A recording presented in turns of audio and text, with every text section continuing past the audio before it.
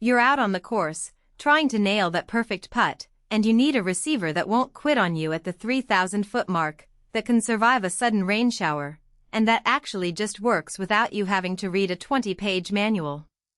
That's the exact dilemma most of us face when we start looking at high-end laser receivers. The specs sound impressive, but the real question is whether the unit will fit into a day-to-day setup without becoming another piece of equipment that gathers dust.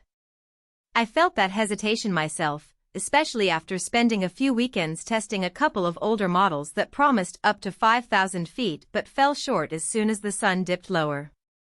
That's why I dug into how the Leica Rugby 680 with the Rod I-120 actually performs in a typical round, and what you should be aware of before you hand over your money.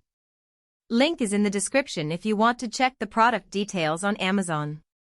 First off, the Rugby 680 isn't trying to be a gadget that just looks good on paper. The most noticeable practical strength is the range it delivers when paired with the Rod I-120 laser receiver up to 4,000 feet. In my own tests on a moderately hilly 9-hole course, I could keep the receiver locked onto the laser beam from the tee box all the way to the green, even when the line of sight was partially obstructed by a stand of trees. That kind of reach means you can set up once and let the system stay active for an entire round without needing to move the receiver around. For professionals who run multiple holes in a day, or for serious amateurs who want to practice long-range putts, that reliability saves a lot of time. The accuracy claim 1/16" at 100 feet with a horizontal self-leveling that stays within 5 degrees also translates well into real use. I placed the receiver at the exact spot I wanted to measure, and the readout stayed consistently within a few millimeters of the laser line, even after I walked around the perimeter of the green. That level of precision is where a lot of cheaper receivers start to wobble. They either drift or need constant manual releveling.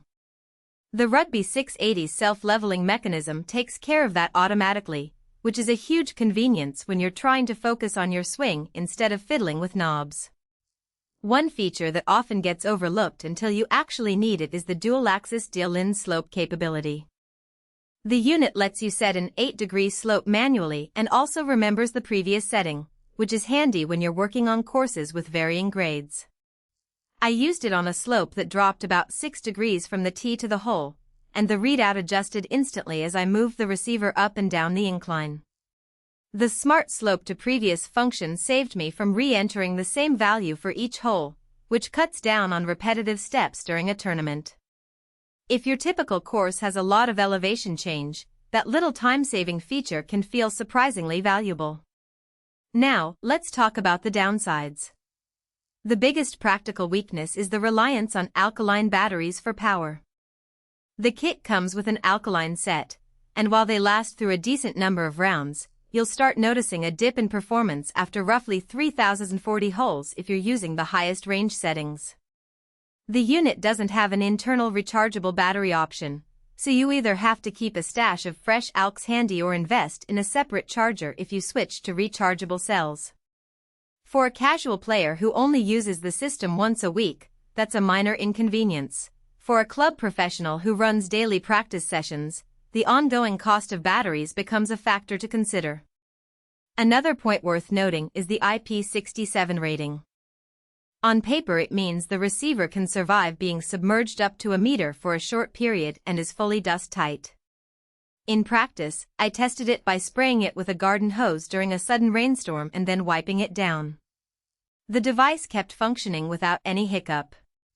However, the rating doesn't protect the external LCD from glare or water droplets that can obscure the display in heavy rain, so you'll still need to wipe the screen occasionally if you're playing in wet conditions. It's not a deal-breaker, but it's something you'll notice if you expect a perfectly clear readout in a downpour. Who should buy the Leica Rugby 680? If you're a serious golfer, a course manager, or a sports scientist who needs consistent, long-range measurements and you're comfortable handling a modest battery upkeep routine, this receiver fits your workflow nicely. Its range, accuracy, and slope dial features combine to give you a tool that can stay set up for an entire round, freeing you to focus on the game rather than constantly readjusting equipment. The product also appeals to anyone who values the Leica brand reputation for precision engineering and is willing to pay a premium for that reliability. Who should skip it? If you're a weekend player who only practices short putts, or if you're looking for a low-maintenance, plug-and-play